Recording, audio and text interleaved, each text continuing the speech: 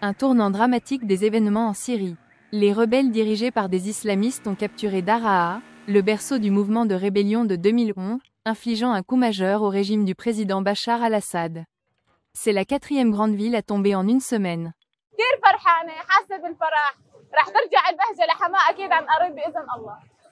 Les réseaux sociaux montrent des célébrations explosant à Daraa alors que les rebelles entrent dans la ville. Les forces armées auraient conclu un accord pour un retrait sans risque vers Damas.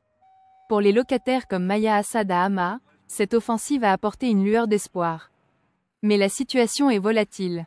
Les forces rebelles sont désormais en avance sur Homs, un carrefour clé entre Damas et les forteresses côtières d'Assad. Des milliers de personnes ont fui, craignant des frappes aériennes tandis que les forces syriennes et russes ciblent les positions rebelles. Des milices soutenues par l'Iran et le Hezbollah ont été déployées pour renforcer les défenses d'Assad, mais les experts avertissent que le régime combat pour sa survie. Parallèlement, le leader rebelle Abu Mohamed al-Jolani a promis d'avancer encore, demandant le départ d'Assad. Les tensions régionales s'aggravent également. L'Iran a mis en garde que la Syrie pourrait devenir un pôle du terrorisme si elle reste instable. La réponse internationale a été rapide.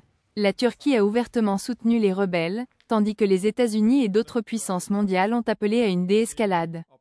À Doha, les officiels turcs, russes et iraniens se rencontrent pour discuter d'une possible résolution. Les rapides progrès des rebelles ont redessiné le champ de bataille syrien, laissant l'avenir d'Assad en question. Avec une pression croissante de tous les côtés, la Syrie fait face à un avenir incertain et précaire. Quel avenir pour la Syrie alors que sa guerre civile entre dans une nouvelle phase critique? Les efforts internationaux mèneront-ils à la paix, ou cela déclenchera-t-il plus de chaos? Rapport du bureau, NewsX.